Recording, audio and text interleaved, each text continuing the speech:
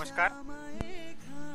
आपल्या घरच्या शेतामध्ये हे जे रोप आहे आज या रोपाला 40 दिवस पूर्ण झालेले आहेत आणि आता पुढच्या 5 ते 8 दिवसामध्ये या रोपाचं रिप्लांटेशन म्हणजे आपण या रोपाची पुनर्लागवड हे दुसऱ्या शेतामध्ये करणार आहे. तर आपलं हे जे रोप आहे ते आज फक्त 2 फवारण्या या रोपावरती घेतलेल्या आहेत. या 2 फवारण्यामध्ये या रोपाची क्वालिटी एकदम जबरदस्त अशी क्वालिटी आहे.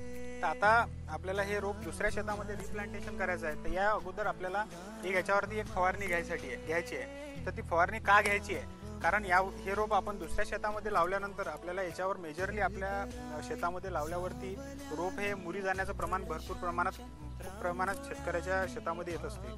तर आपण याच्यामध्ये आता आपल्याला जी फवारणी घ्यायची आहे त्या फवारणीमध्ये आपण एलिएट हे प्रतिपंपाला 25 ग्रॅम आणि त्याच्यानंतर स्ट्रेप्टोसायक्लिन 6 ग्रॅम प्रतिपंप, फक्त असे दोन, एक बुरशीनाशक आणि एक अँटीबायोटिक, दोन याचं कॉम्बिनेशन आपण याच्यावरती घेणार आहे. त्यामुळे या दोन याचं कॉम्बिनेशन आपण याच्यावरती घेतल्यामुळे आपण हे रोप या दुसऱ्या शेतामध्ये रिप्लांटेशन केल्यानंतर यामध्ये आपल्याला मर रोगाचं प्रमाण जे आहे ते येणार नाही. त्यामुळे जर शेतकऱ्यांना आता रिप्लांटेशनसाठी जर आपले रोपं तयार झाले तर या रोपावरती एक फवारणी करूनच रिप्लांटेशन जर केलं तर आपल्याला आपल्या नवीन शेतामध्ये जे मर रोग येणार आहे हा एकदम कमी प्रमाणात येईल.